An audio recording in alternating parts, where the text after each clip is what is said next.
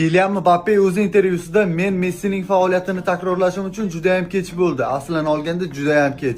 Lekin menga Ronaldoning karyerasi Ronaldoni bosib o'tgan yo'li yaqinroq va men uning faoliyatidan ilhom olaman deganda juda ko'pchilik tahlilchilar buni noto'g'ri talqin qildi. Ya'ni Messining faoliyatini takrorlab bo'lmaydi, Messining betakror ekanligini Kylian bilgan holda Ronaldoni qilish imkonli bo'lgan yo'lini tanlamoqda degan gaplarni chiqargandi. Aslan olganda bu juda ham noto'g'ri fikrlar. Kylian Mbappe kimnidir yaxshiroq, kimnidir yomonroq ko'rsatmoqchi emasdi. U umuman boshqa maqsadda gapirdi bu gapni. Hozir sizlar bilan Kylian Mbappening mana shu fikrini biroz tahlil qilamiz va Ronaldo va Messining faoliyatiga ham bir qo'r nazar tashlaymiz. Undan oldin kanalimga obuna bo'ling. Bu futbolga oid eng yaxshi sahifalardan biri. Unda boshladik do'stlar.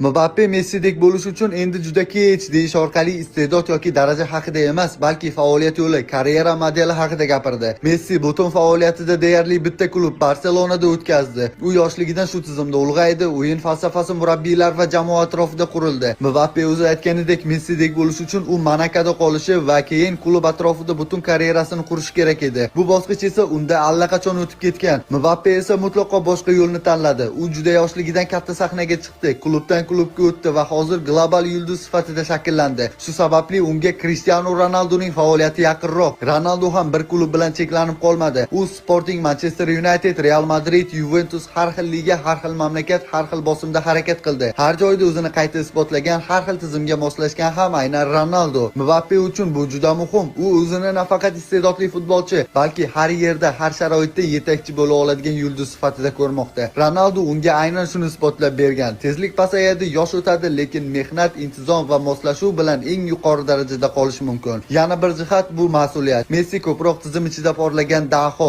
Ronaldo esa jamoa qayerda bo'lishidan qat'iy nazar natija talab qilinadigan futbolchi edi. Mbappe bugun aynan mana